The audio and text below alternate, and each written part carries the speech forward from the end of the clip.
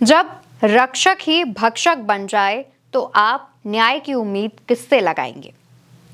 सवाल इसलिए क्योंकि उत्तर प्रदेश में पुलिस ने ही नाबालिग बच्ची का बलात्कार किया। जी हां, बिल्कुल ठीक सुना।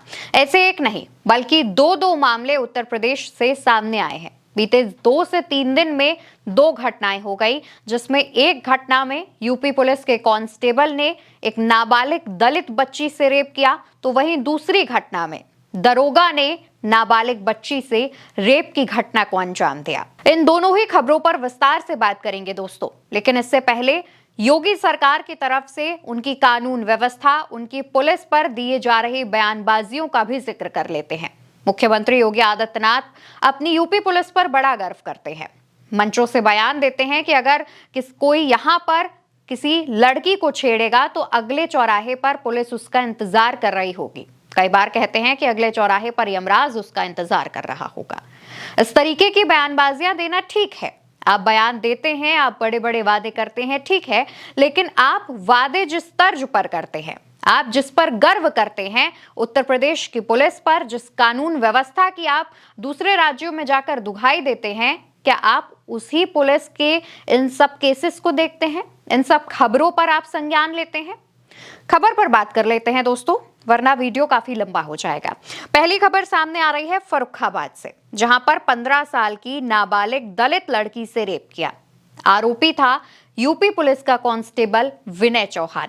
नाबालिग बच्ची के परिजनों का कहना है कि आमतौर पर नाबालिग बच्ची स्कूल जाती है और समय से घर आ जाती है, लेकिन उस दिन वो स्कूल के लिए निकली पर घर नहीं आई।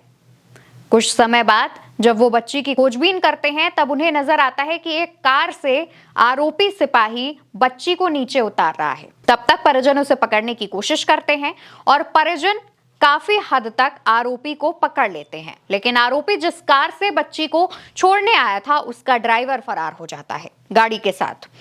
अब आरोपी को पकड़ा गया। आरोपी परिजनों के साथ मारपीट करने लगा, जिसके बाद परिजनों ने उस आरोपी को थाने में ले जाकर के पुलिस के सामने तमाम बातें रखी। कार्रवाई होती है कि आरोपी कांस्टेबल को सस्पेंड कर दिया जाता है, उसके खिलाफ मुकदमा दर्ज किया जाता है और मुकदमे पर एक्शन लिए जाने की बात कही जा रही थी। यहां पर आरोपी विनय चौहान जब बच्ची अपने घर से निकलती है तो एक गाड़ी लेकर आता है, उसे जबरदस्ती गाड़ी में अंदर घसीटता है। बच्ची जब शोर मचाने के लिए अपना मुंह खोलती है तो उसके साथ जो उसका साथी मौजूद था, वो तमंचा बच्ची के सर पर तान देता है, जिसके खौफ में बच्ची डर कर गाड़ी में बैठ जाती है। 11वीं की छात्रा नाबालिग बच्ची बताई जा रही है, जिसके साथ उत्तर प्रदेश पुलिस के कांस्टेबल विनय चौहान ने रेप की घटना को अंजाम दिया। इसके बाद दोस्तों जो दूसरा मामला है वो बदायूं का है। ये कहानी और भी ज्यादा दिलचस्प हो जाती है इस वजह से क्योंकि इस कहानी में ये जो खबर सामने आई है, वहां पर आरोपी दरोगा उस बच्ची को बचाने के लिए एक दूसरे राज्य गया हुआ था। परिजनों ने उस पर भरोसा किया था और उस दूसरे राज्य से उस नाबालिग बच्ची को रेस्क्यू करके उसे वापस घर लाने के दौरान दरोगा ने ना सिर्फ उसके साथ गंदी बातें की, बल्कि कमरे में उसका रेप भी किया। पूरी कहानी यह है दोस्तों कि बदायूं के कादर चौक थाने में एक दरोगा तैनात था, जो कि जिस पर नाबालिग लड़की से बलात्कार करने का आरोप लगा है। हुआ यह था कि ये नाबालिग बच्ची को उसकी दादी बहला फुसला कर किसी के हाथों बेच देती हैं। जो वो आरोपी हैं, वो उसे तमाम ट्रांसपोर्ट के माध्यम से तमिलनाडु पहुंचा देते हैं। जब पता चलता है कि नाबालिग बच्ची तमिलनाडु में है, तो यहां उत्तर प्रदेश से बदायूं से एक टीम, जिसमें एक महिला सिपाही, एक पुरुष सिपाही और एक दरोगा शामिल होते हैं, इन्हें तमिलनाडु भेजा जाता है। ये लोग तमिलनाडु जाते हैं, बच्ची को रेस्क्यू करते हैं, ट्रेन में बैठते हैं। महिला सिपाही के साथ बच्ची होती है, लेकिन उसके बावजूद तमिलनाडु से उत्तर प्रदेश वापस आने तक पूरे रास्ते वो बच्ची के साथ दरोगा गंदी बातें करता है और गंदी हरकतें करता है, बैक टच करता है, जिसमें वो बच्ची इतनी डरी होती है कि वो अपने साथ मौजूद महिला सिपाही से भी इस बात का जिक्र नहीं कर पाती है। इसके बाद महिला सिपाही और पुरुष सिपाही ये दोनों बच्ची को थाने छोड़कर चले जाते हैं। थाने में दरोगा का एक कमरा रहता है जहां पर कुछ पूछताछ के बहाने दरोगा उस नाबालिग बच्ची को ले जाता है, जबकि ऐसा अलाउड नहीं है। अगर किसी भी फीमेल के साथ, फिर वो नाबालिग हो बालिग हो, अगर पूछताछ करनी है तो वहां पर एक महिला कांस्टेबल या महिला पुलिसकर्मी का मौजूद होना जरूरी होता है। लेकिन उसके बावजूद वो जो दरोगा था वो बच्ची को एक कमरे में ले जाता है और वहां पर उसे डरा धमकाकर उसके साथ बलात्कार करता है। इसके बाद नाबालिग बच्ची घबरा जाती है। दरोगा उसे डरा धमकाकर उसे धमकी देता है।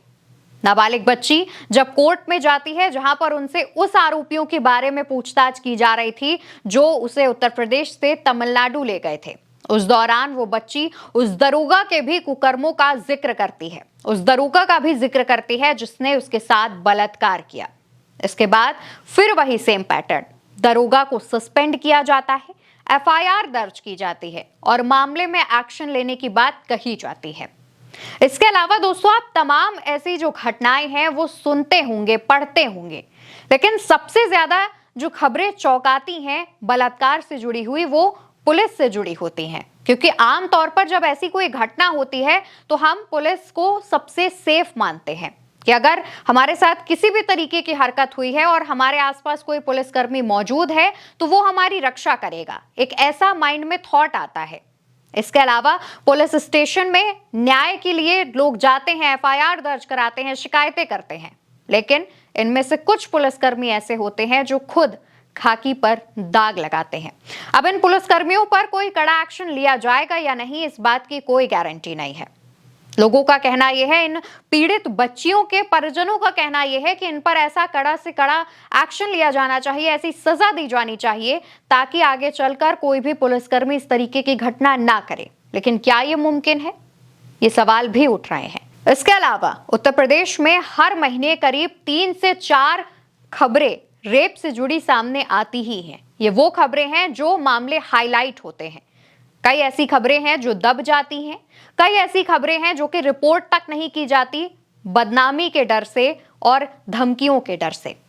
उत्तर प्रदेश में कानून व्यवस्था का जो हवाला दिया जाता है वो सिर्फ बड़े बड़े मंचों से भाषणों में और बड़ी बड़ी हेडलाइंस में ही ठीक लगता है और समझ में आता है। धरातल पर अगर आप स्थिति देखेंगे तो घबरा जाएंगे, खबरें पढ़ना शुरू करेंगे तो खत्म नहीं होंगी। फिलहाल जिस तरीके से यूपी में जो घटनाएं सामने आती हैं वो सभी को चौंकाती हैं और सरकार और प्रशासन पर सवाल खड़ा करती हैं।